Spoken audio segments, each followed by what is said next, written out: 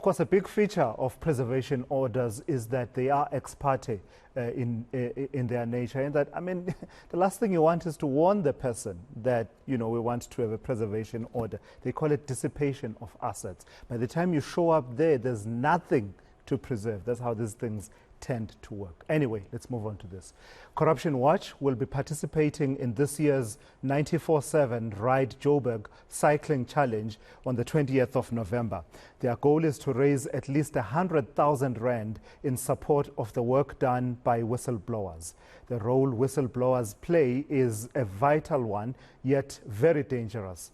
This year's cycling challenge provides an opportunity to stand together and raise the alarm against the threat against them. This is the view of Corruption Watch, and Corruption Watch's Aadil Vally joins us now for more on this conversation. Aadil, good afternoon, and thank you for your time. So tell me how participating in Ride Joburg will assist the cause of whistleblowers. So the main idea behind this was to just get the spotlight on whistleblowers and the importance that they play in our society. What we've seen is, unfortunate circumstances whistleblowers face when they decide to blow the whistle on corruption, and they become the victims, and ultimately their sacrifice goes unnoticed and they get punished. What we want to do as Corruption Watch is try to create an environment where whistleblowers are honored, where they're protected, and where they revered instead of being looked down upon. And what we're trying to do is we're working with a Ekurhuleni Cycling Club, who are also, you can see that the type of riders that they have are also victims of corruption. And what we want to do is try and uplift society by using, highlighting the importance that whistleblowers play in our communities. And we want to encourage people to stand up and speak out against corruption. The amount that you are aiming for, Aadil, with due respect, seems to be quite modest when I look at it. Is it because it's not about the money, but about the point being made and keeping this issue in the spotlight? Yes, that is correct. So, when it comes to whistleblower protection, obviously that would take an enormous amount of resources so we could assist whistleblowers effectively. What we're trying to do is just establish some sort of base at the moment so that we can highlight their importance. And from there, we look to build. And as an organization, we would look to do much more to protect whistleblowers in our fight against corruption.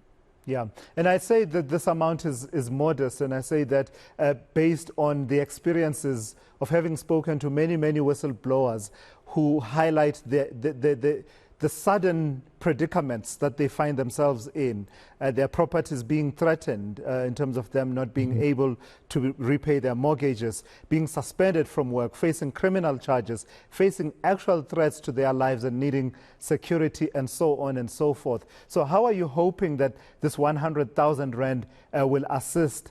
Is it more about the work that you do towards agitating for better whistleblower protection, or is it intended to go directly to assisting with some of those needs?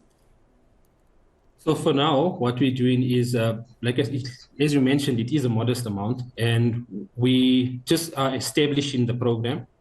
From here, we will develop strategies, and we will look to improve the protection of whistleblowers and what resources we will need. Obviously, this is not just a once-off campaign. It's going to be an ongoing and long-term campaign that we would need to run, and we would need to find a way to finance, and we would need to come up with a proper plan so that we can assist the whistleblowers effectively. So in your communication about this Ride Joburg initiative, I note that you sort of saying you would want at least 1,000 people to contribute 100 rand each to get you to 100,000 rand. I found that conceptualization of it quite interesting. Is it to highlight the communal approach that we should all be taking, the active citizenry, to say, let's pull together to advance this important area in the fight against corruption? That is exactly the case, Tula. So what we're trying to do is we're not expecting, the huge donations to come in. And if we all pitch in together as a society, more united we stand, the more we will be able to achieve. So yes, starting off with what's affordable. I mean, we're considering in today's life, in the times today that the cost of living is so high, we don't want to be putting a lot of people out of pocket and making them struggle further. So what we want to do is try to get the smaller donations in so that we can start off somewhere to assist some of the whistleblowers that have come to us for assistance, and to also encourage in the future other whistleblowers to take a stand against corruption and speaking out. Just broadly then, Aadil, and as a last question to you, we saw President Ramaphosa releasing his implementation plan following the release of the State Capture Commission of Inquiry, and I was counting the paragraphs in the speech that he delivered on the 23rd of October. There are about 5 paragraphs right in the middle of the speech dedicated to the issue of whistleblowers. Among what is said there, they're talking about reviewing the Protected Disclosures Act and the Witness Protection Act to give effect to the Commission's recommendations on the protection of whistleblowers. Just your overall sense about the political will, the sense of urgency, and the basic grasp of what's really at play here from those in charge of responding to some of the issues that have been highlighted by whistleblowers.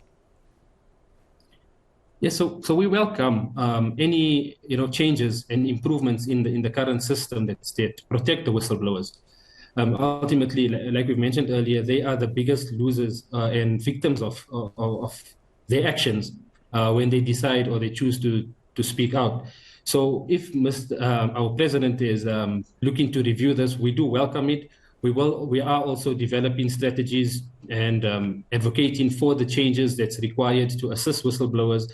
And it's, like I said, it's going to be an ongoing fight. And we look forward to obviously working with the government in improving this and also assisting wherever is needed. All right, I've got to thank you for your time and your insights there, Aadil Vally of Corruption Watch. And the hashtag that they'll be using for that campaign is hashtag Ride for whistleblowers, for the number 4, Ride for whistleblowers. And they're taking part in the Ride Joburg, that is Corruption Watch there, that is taking part in that race to raise awareness around the plight of whistleblowers.